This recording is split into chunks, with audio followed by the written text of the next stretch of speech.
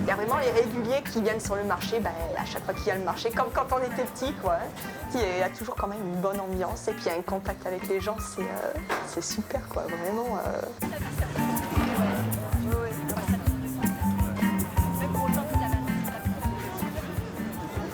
Ma grand-mère aussi en faisait des comme ça quand on était petit, mais en grosse portion, quoi. Parce que quand on était détablés avec toutes mes tantes, les cousins, les cousines, ouais, elle faisait des tours. Donc j'ai dit, bon, allez, on assemble tout, quoi.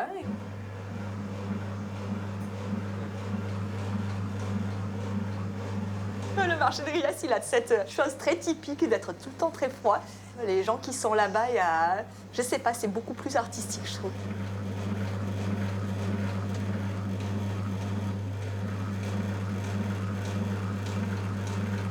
Donc les confitures, ça c'était vraiment le rêve de ma maman, de faire les confitures sur le marché. Et je sais pas, j'ai eu envie vraiment de renouer avec ce côté-là.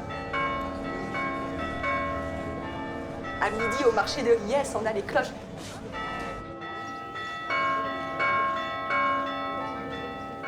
Je sais pas, on a toujours l'impression que c'est très dissonant, que c'est pas vraiment les bons accords, donc on rigole à chaque fois.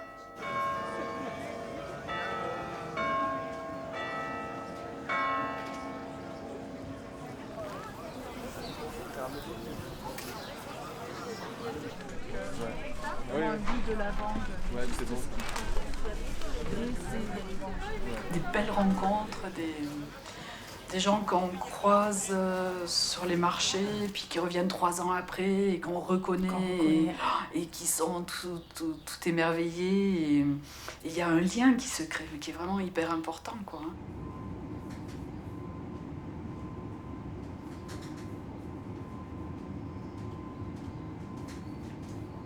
Et tout ça, c'est vraiment très, très enrichissant. Ça fait vraiment partie des biscuits. Il y a ce rapport et après les biscuits. Mais les biscuits contribuent à ce rapport. Et c'est vraiment très, très intéressant. Là, par exemple, les navettes, ça reste quand même un biscuit traditionnel qui me tient à cœur. Là, on continue à les faire à la main, bien que ce soit très physique. C'est quand même du savoir-faire qui est en train de se perdre. On a compté nos heures au mois de juillet. J'étais à 304. Et là, je me dis, ah ouais. C'est énorme. Bon, mais c'est août et on le sait, donc c'est pareil, c'est ce marathon, donc faut pas lâcher, on le sait, après ça va aller mieux, et puis quand c'est passé, on est content. C'est physique, on se rend pas compte, mais c'est très physique. Ouais, là on dort bien, on fait de beaux rêves.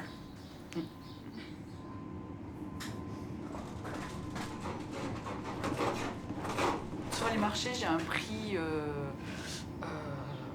qui tient la route par rapport à des biscuits artisanaux. Moi, je trouve que c'est cher, hein. Je trouve ça cher, mais j'ai pas trop le choix non plus, hein.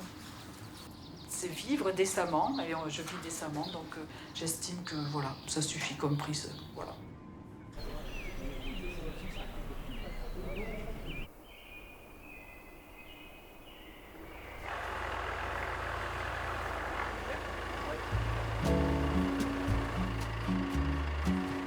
C'est un métier qui me plaît beaucoup, dans lequel je trouve mon équilibre professionnel. à la fois professionnel et à la fois un peu affectif, puisque bon, la terre et moi, c'est quand même une belle histoire d'amour, quoi, on peut dire, skier. Ce qu'il y a de bien aussi avec les marchés, c'est que tu as de l'argent frais tout le temps, quoi. Même si tu as des marchés qui ne tournent pas très fort, tu as des rentrées d'argent qui sont régulières.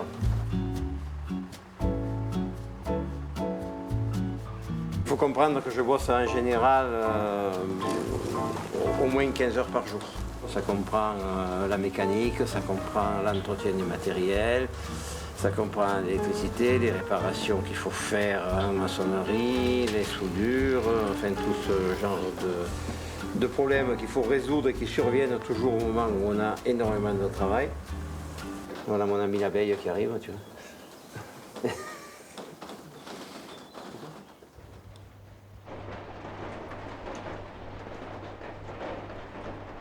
La production de gelée royale, en fait, c'est beaucoup les parents de Rémi qui nous ont inspirés. Parce qu'eux-mêmes étaient producteurs, donc on les a vus travailler et puis ils nous ont donné le goût. Ils nous ont servi les connaissances sur un plateau, donc ça a été un avantage pour notre installation.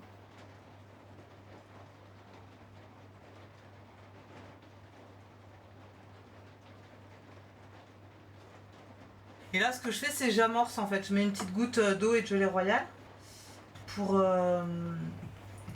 les odeurs, les phéromones, et puis pour que ma larve ne dessèche pas. Parce que la larve, ce qu'elle craint le plus, c'est la sécheresse. Pour nous, travailler avec du vivant, ça a du sens. On ne se voyait pas produire un produit qui ne soit pas bio, en fait, et surtout en faisant de la gelée royale, qui est un produit dit médicinal. On ne se voyait pas ne pas le produire bio, en fait. Ça, c'est les sucres. Les protéines, les sucres.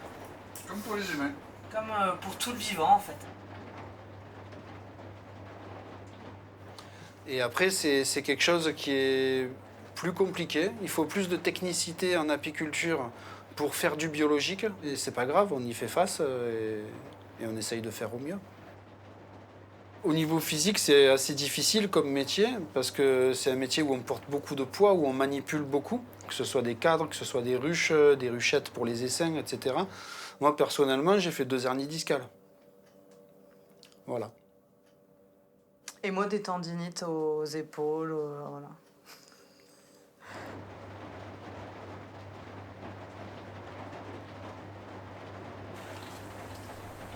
On n'est pas à l'abri d'une baisse de chiffre d'affaires, parce qu'il y a un marché qui s'effondre ou parce qu'il y a une production qui s'effondre aussi. Hein. On a quand même 30% de moins de gelée royale de vente en moins. L'inflation, après il y a les importations aussi qui a des prix défiant toute concurrence, donc ça on peut pas y faire grand-chose, quoi. Parce que bon, on parle souvent de la Chine en fait, donc d'un côté c'est nos concurrents pour certains produits, et d'un autre côté c'est nos clients pour d'autres. Ils travaillent avec les abeilles comme avec des athlètes, quoi, sous perfusion. Nous on essaye de tenir bon, mais le fait de ne pas pouvoir écouler notre marchandise nous pousse à baisser les prix. On préférerait la vendre plutôt que la jeter. Mais en même temps, c'est par rapport à la concurrence, par rapport au prix du marché, enfin c'est pas bon de baisser les prix aussi. Donc voilà, on est face à des dilemmes. Qu'est-ce qu'on fait de nos stocks, quoi? On roule pas sur l'or, mais voilà, on vit de notre travail. Et ça, c'est déjà énorme dans le monde agricole.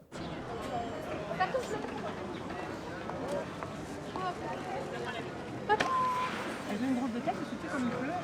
Elle oui, c'est le pouce, mais après ça se rééquilibre. Pardon.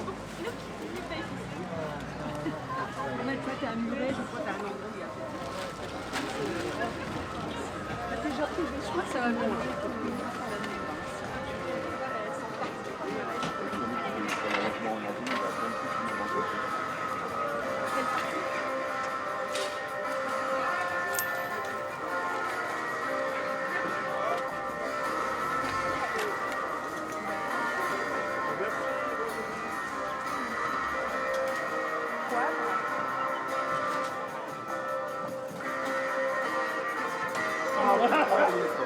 La DDE, ça va la DDE. Eh bien justement, on a gagné la route de Montagnac.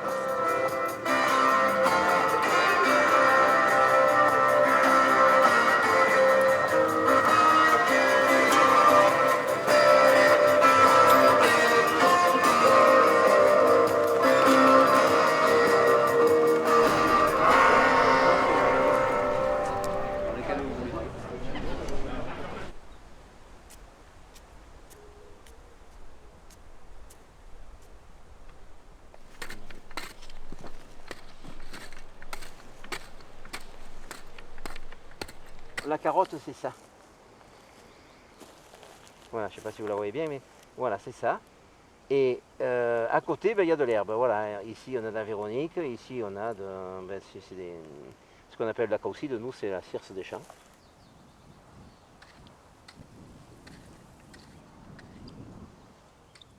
Moi, j'ai souvent entendu dire des gens qui disaient « Oh, il ne faut surtout pas opposer l'agriculture biologique à l'autre ».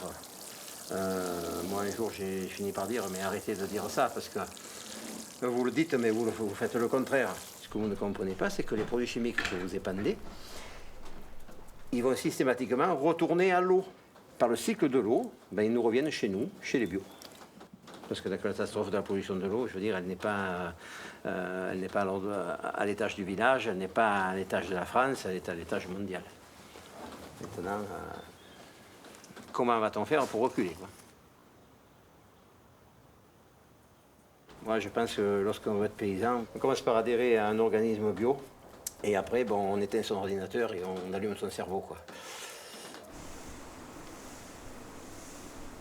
Puis la reculade aujourd'hui du Parlement européen qui a voté un assouplissement des règles écologiques, moi je vois ça de travers. Parce que ce n'est pas la France de reculer, c'est aux autres pays avancés. Pour le bio, on doit supprimer toutes les aides qu'il y avait, ont été supprimées au fil des années. Nos ministres sont des comptables, mais ce ne sont pas des hommes de terrain. Et moi je pense que le ministre de l'Agriculture, il n'est jamais venu planter une salade dans son jardin. La politique d'installation, elle est minable. Et le problème, c'est que il faut monter son outil de travail et en même temps rembourser les emprunts. Si tu as un moment ou une année difficile, un problème de famille, un ci, un ça, c'est la goutte d'eau qui fait déborder le vase, et puis là, tu peux aller jusqu'au suicide, quoi.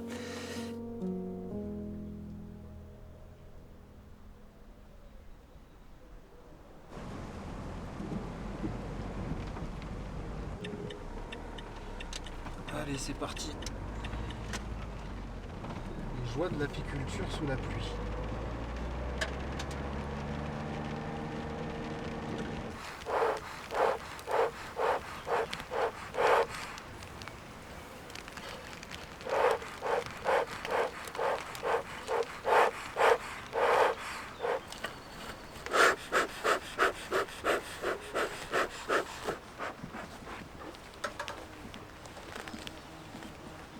En fait, là, je mets du verre pour refroidir la fumée.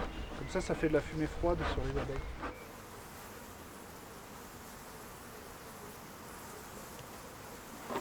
On n'a pas tout compris encore, hein. Mais il y a des propriétés qui sont quand même hallucinantes. Du moment qu'on décide de mettre des abeilles dans une boîte, on est responsable. Donc si elles vont pour mourir de faim, on est obligé de les nourrir. Et nourrir avec du sirop de betterave qui est traité aux néonicotinoïdes, c'est pas cohérent en fait. Donc on choisit avec du sirop bio où il n'y a aucun produit de traitement. Mais l'idée, c'est de ne pas devenir des cantiniers d'abeilles, en fait.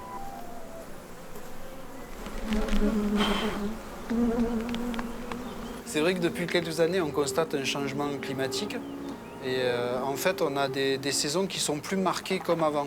Début de printemps, on va commencer à avoir des températures qui sont de plus en plus basses, de la pluie souvent. Et au mois d'avril, mai, on peut avoir des grosses gelées qui va ravager la végétation et il n'y a plus de fleurs pour les pollinisateurs. Et ça devient un problème, ça fait quelques années que c'est récurrent. Voilà, parfois je me demande en fait si quand je serai à la retraite, il y aura toujours des abeilles. Enfin, mes pensées peuvent aller jusque-là en fait.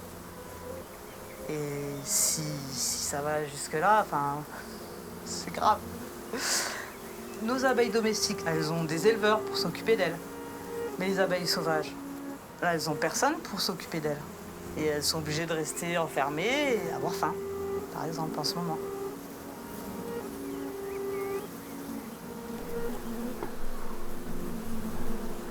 Le vivant est menacé en fait. C'est pas que l'abeille, c'est le vivant dans sa globalité. Et les humains aussi, on va aussi vers une extinction de l'espèce si on ne fait rien et si on continue dans ce sens-là. Tout le monde le sait, mais personne ne fait rien.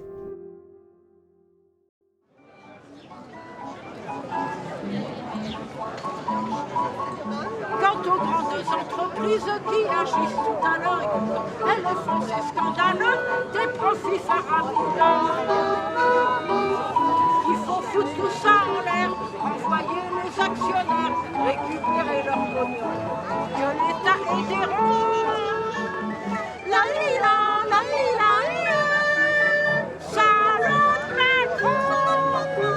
Macron. Un jour il y aura la révolution et ça ne sera pas bon. Salaud Macron. Toi et ta très chère Brigitte, vous n'êtes que deux parasites.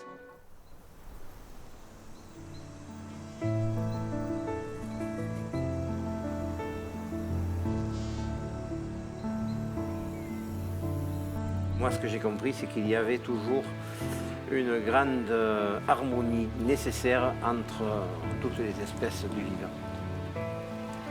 C'est quelque chose qui est peut-être une utopie aux yeux de certains, mais pour moi, non, c'est une réalité et je crois à ce que je fais. Les bons moments en apiculture, c'est quand on a fini le travail au rucher et que je m'allonge en fait à côté d'une ruche et que j'observe, je les vois évoluer et du coup c'est mon petit moment de plaisir. Je me dis bon bah voilà, elles sont bien et je m'octroie un temps pour les observer, c'est un plaisir.